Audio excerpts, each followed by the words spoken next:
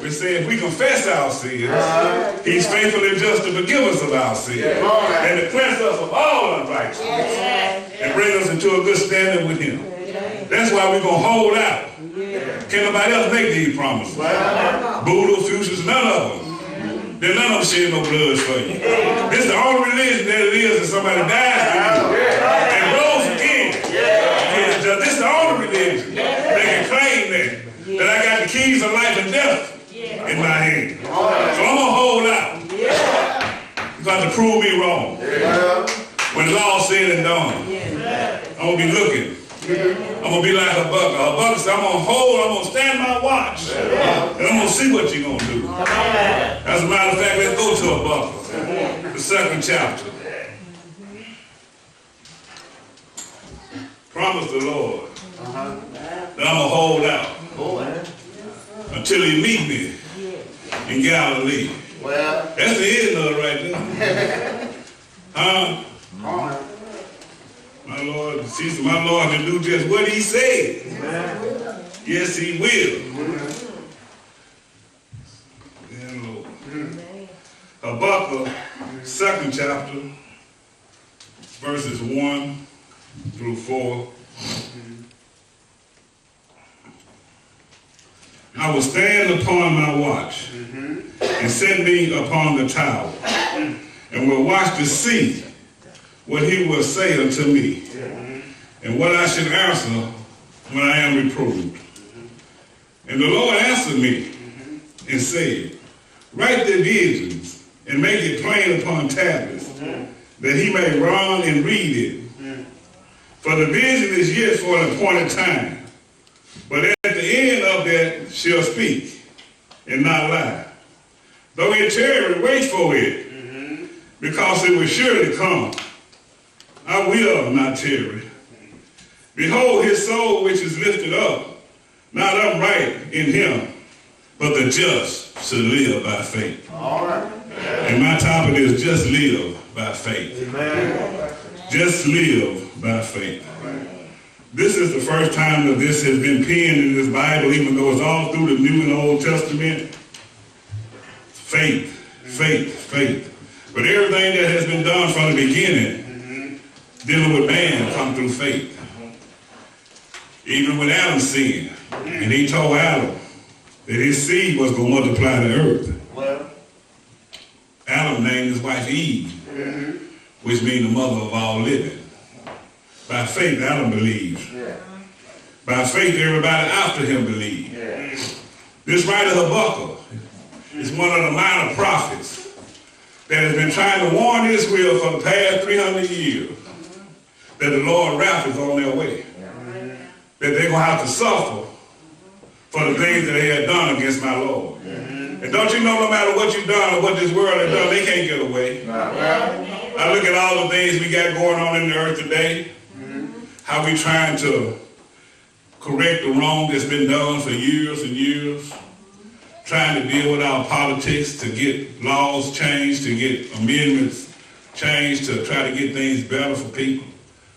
Look at the Black Lives movements and the judicial system, how they tried to show that they are just. But I'm here to tell you that God sees it all. And God said he's going to judge one day. And this is the problem that Habakkuk had with God. He was the prophet of that day, along with Zerubbabel and a lot of more of the ones that had left out of exile. He was the prophet of that day to speak to Israel, to be the intercession from God to man. And he constantly was praying to God, Lord, you see your people. How long are you going to let them go doing the stuff they doing and let them get away with it? So they're bringing a bad name to you and what you stand for. In so many words, this is what Habakkuk said. So how long before you do something about it? And I'm sure that we have questions similar to that. I'm sure that the little 4-year-old mother down there in Memphis, they shot in the car and killed that. Lord, now, how can you allow this to happen? to go up in the grocery store. I saw on the news an old 70-year-old woman just walking in front of a store. And because of her nationality, somebody run up behind her, hit her hard as she can, knocked her down, she couldn't get up. Just because she was an Asian. And I'm sure questions have been asked, Lord, how long? Do you keep on looking at stuff like this? And don't do nothing about it. Well, that was the first problem Rebecca had with what he was dealing with. Because he was a Jew also. But he was blessed to be able to bring himself under submission to do the things that the Lord would have him to do. Don't you know some people don't want to do no better? Some people just want to do what they want to do. Some people want to have the fun they want to have. Some people want to go down the road they're going. Some people don't want nothing out of life. That's the life you want to live. Ain't nothing you can do for those people but pray for them. And not let them take you down with them. Did you hear what I said? Because they will take you down with them if you allow them to. But Rebecca confronted the Lord with this issue. And the Lord assured Rebecca, said, I see it. I see what's going on. He said, I'm going to have it. Don't you know God got his own time? I heard an old saying say the wheels of the Lord grind slow. That means he don't get in no hurry to do nothing. Did you hear what I said? He has already sought out everything that he's going to do from the beginning to the end. He told Rebecca, he said, Rebecca, he's raising up a nation that's going to punish the Jews for their transgression. He's raising up a nation out of that old Babylonian nation, the same one that went down and took over Nineveh, the same one that rose up in Assyria. He's raising up a nation through them that's under the thumb of the Chaldeans that's going to come up and going to punish them for what they've done. See, their horses is faster than leopards. And say their teeth is like the leopard teeth. And so they fly swifter than the eagle. So he said they won't be able to get away. And this brought up another question from Rebecca. Habakkuk, however you want to pronounce it. Habakkuk said, Lord, you mean to tell me you the God from everlasting to everlasting? You the God that can't even stand to look at evil in the earth? You the God that frown on iniquity? And you're going to let the unjust judge the just? He said, I'm going to have to do it, Habakkuk. So you don't understand, God got a plan with everything. At this time, Israel was over 7 million people strong since they had come up out of Egypt and went down through captivity and to come back trying to build. They had got over 7 million strong. And so when Chaldean come in and get them, whoever took over and seized the nation was responsible for that nation. They were responsible to house them. They were responsible to feed them. So the Lord had to raise up somebody that had enough to feed and take care of Israel while they was in captivity. Did you hear what I'm saying? God knows what he's doing. Just like God, this epidemic we're going through, these things we're going through, God knew how much antibiotics he got to raise up to take care of this. He don't need none of it to take care of it. But he also knows where it's going to all come from. He already knows what's going to happen in the end. He knows that before the beginning. And this is what he told Rebecca. So Rebecca dealt with the Lord on a couple of more issues.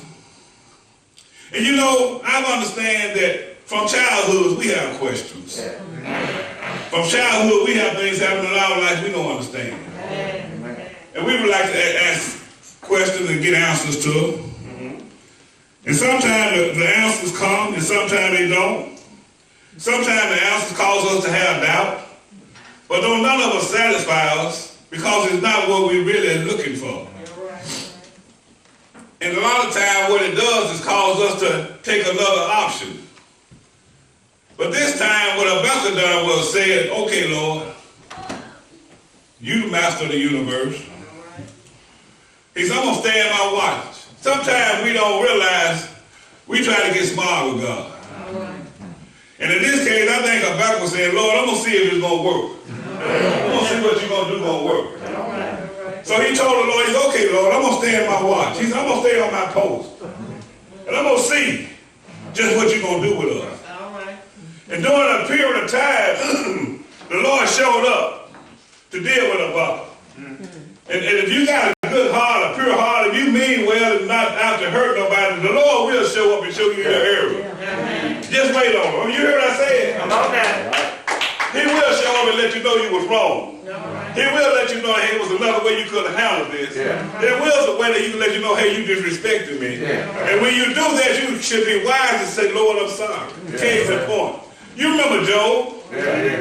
How the Lord had punished Job? So say, he allowed Satan to get on. And Job want to call the Lord into question. Say, oh, if I could just prove my case before the Lord. That's what Job said. How foolish is that? The Bible said God showed up like a whirlwind. Say, here I am, Job. You got an ought with thee? You got something you want to talk to me about?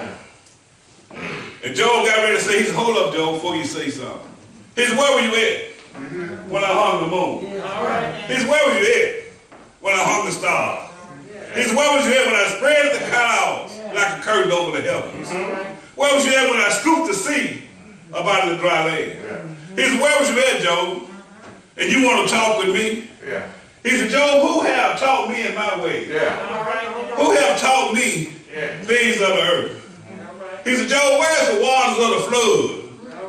What can happen to it? He said, Job, what's going to be your end? He had Job some questions. When he got through dealing with Job, Job said, Lord, I ain't got nothing else to say. Did you hear what I said? Job said, Lord, I ain't got nothing else to say. Job's not the only one. David asked the Lord a question. He said, Lord, what is man that thou art mindful of me? Who am I that you come visit me? David had done a wrong thing. And David thought he had got away.